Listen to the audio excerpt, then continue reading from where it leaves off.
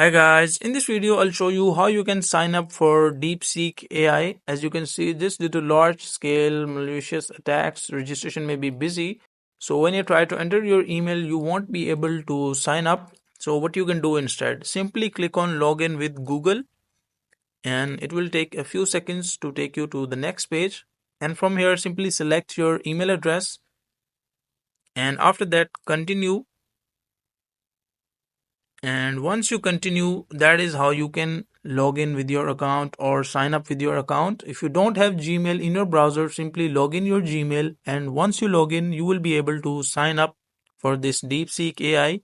As you can see, this is my profile setting. Everything is working fine completely. I'm signed in with Google, as this app has just launched a few days ago, and that is why their server is busy as a lot of people are trying to sign in. So make sure you try this method and you will be able to sign in.